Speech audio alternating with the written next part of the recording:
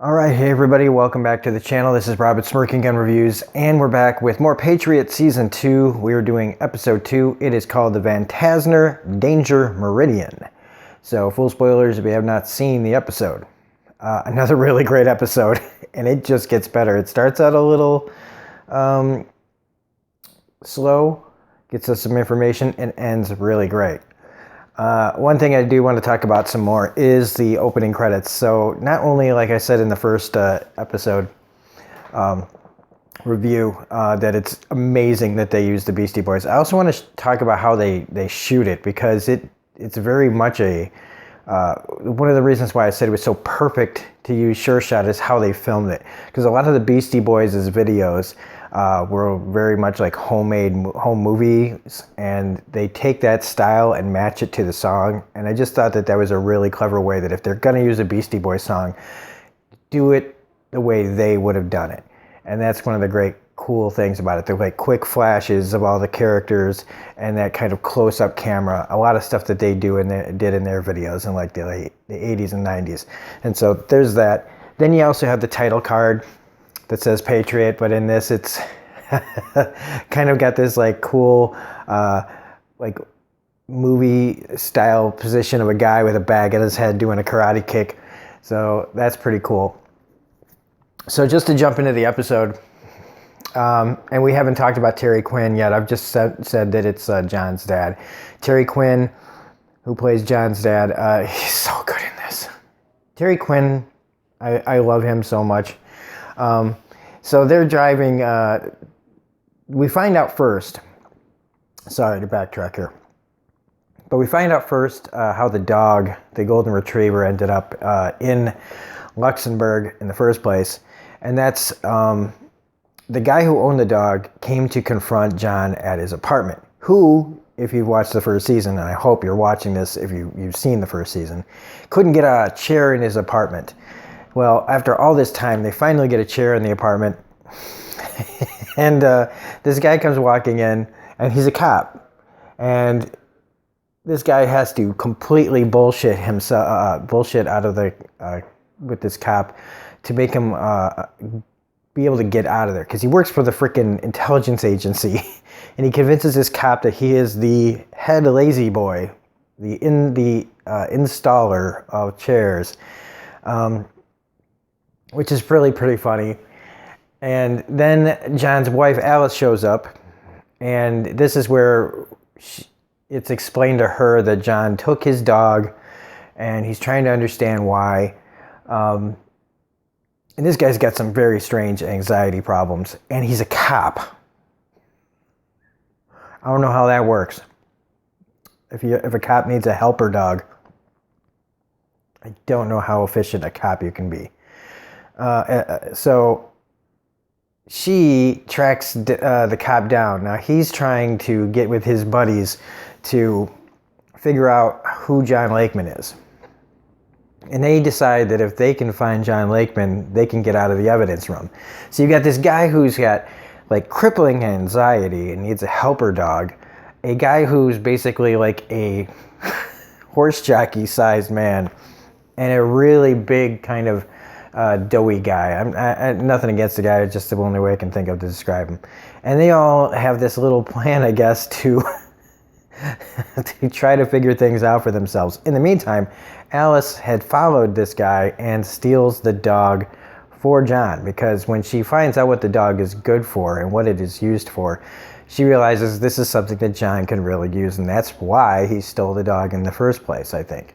Or at least I think he took the dog and then found out that it was a helper dog that could help him. And so this is how we find out in the present time how the dog got there. So speaking of time, again, if you're new to the show, if you haven't watched the first season for some damn reason and you're watching season 2, this show is done very non-linearly. So it's kind of sometimes hard to figure out where we are in time as far as where the characters are. And especially in this episode with Dennis, it's kind of hard to tell what is that, when is the present for Dennis and when is the past. Because in the present, well, part of this episode, Dennis is in police custody, And then the other part of the episode, he's with John's brother, Ed. And everything seems to be happening at the same time. So it's a little off because you know it's not quite happening at that exact time. Or the cops had let him go. Speaking of those cops, they are really dumb, but at the same time, they're really dumb in kind of a shitty, clever way. They're douchebags. They really are.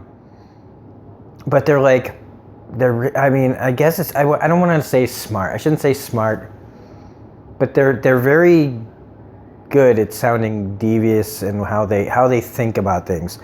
And so the big guy here, he tries to treat Dennis like he would a woman he's trying to sleep with and sleep with later. So he's doing like, seduction with Dennis here.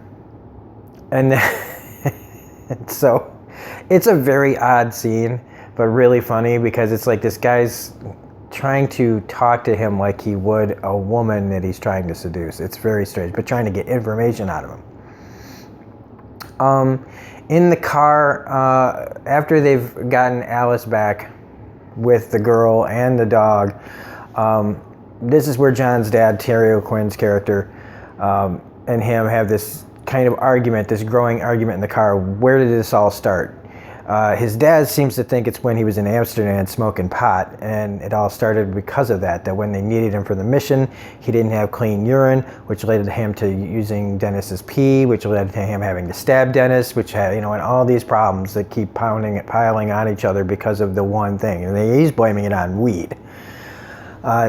John, on the other hand, is like, well, if you guys hadn't messed up the travel arrangements and everything, and so it just kind of keeps going around, and they talk about jellyfish. And that, you try, a jellyfish problem is when you try to solve a problem and you just create more. That also has to do with the title in this. That is very hard to remember how to say. The Vantasner Danger Meridian, which is just another fancy way for saying a jellyfish problem. Well, they all get stopped. Like, they think everything's going to be fine. His father is telling him everything's going to be fine. We're all good. Which means, and of course, because nothing is ever simple, they get immediately pulled over by the French police. And I love this because they're also telling this story through interviews that are being given in the future, clearly after all the events of this show has taken place. And usually they give, like, Terry O'Quinn's character is giving like these kind of explanation to the camera person.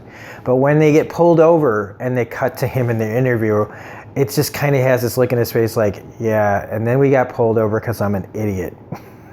And so the French cops pull him over and he doesn't really know what to say because he doesn't speak French. Well, the little girl that they've kidnapped, Agatha's daughter, she does speak French, and so she says something to the cops, which leads them to tell Terry's character to get out of the car.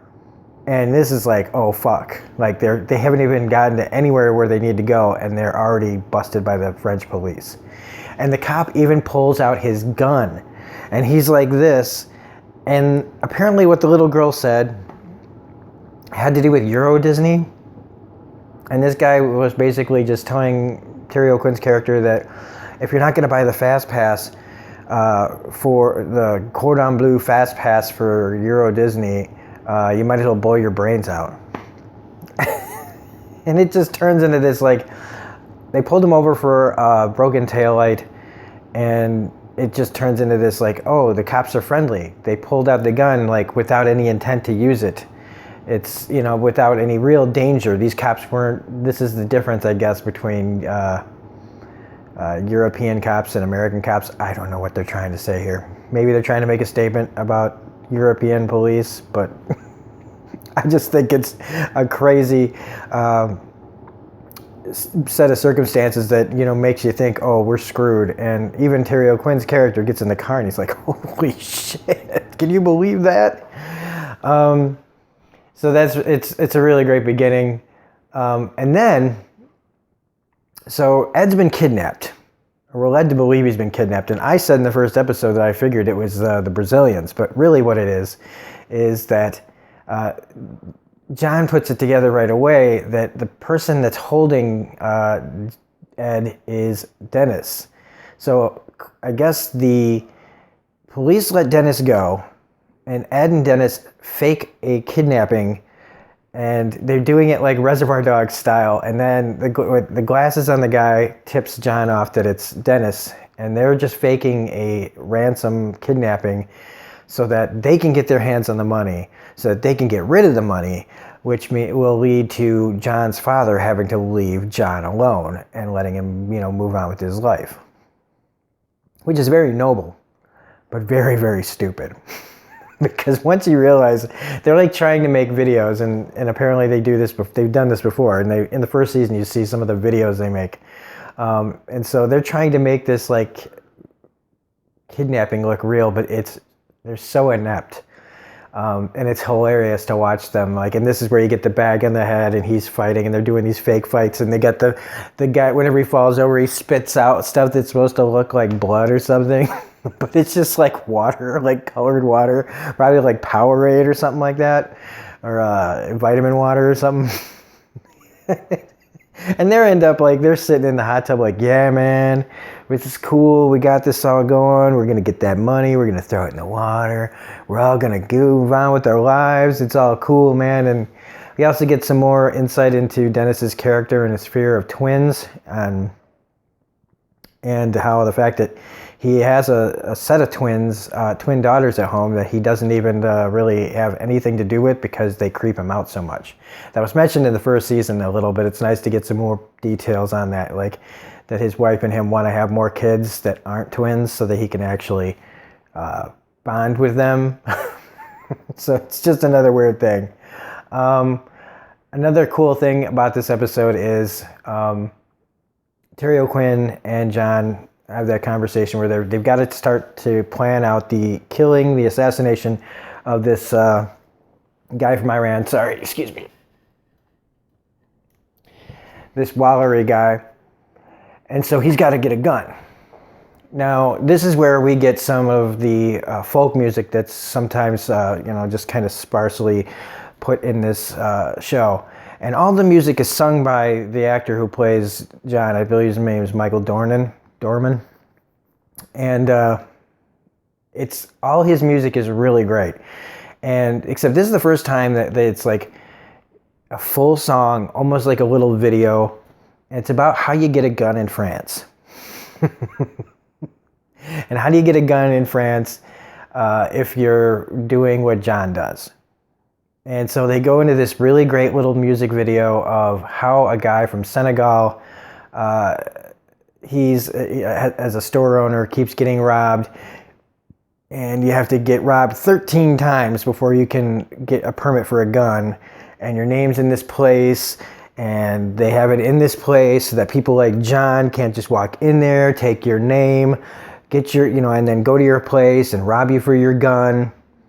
But what they don't suspect is that you're going to climb up, the person who wants the name is going to climb up on the roof, jump off, know how to land, where to land, knowing that it should kill you, but it's really going to just knock you out for 17 minutes. It's a hilarious song, done all really well. It is so hilarious. I can't do it justice. It's just another cool thing that this show does. If you like the folk music in like season 1, that's one of the best parts of the show. It's also where John calls up Ed, letting him know that the jig is up. We all know that you haven't been kidnapped, and that I need you here, him and Dennis, to help him out. We also learn a valuable lesson on how to jump off a roof. And that is, don't jump and land on your butt, because you could become an organ kebab and break all that. The right way to do it from a certain height, if there is a right way to do it. I don't recommend jumping off of anything. But if you have to, apparently you're supposed to go and hit with your shoulder and then your head, which has the most bones, protection. That's how you do it anyway. And that's where we leave it off, because he doesn't jump off the roof yet.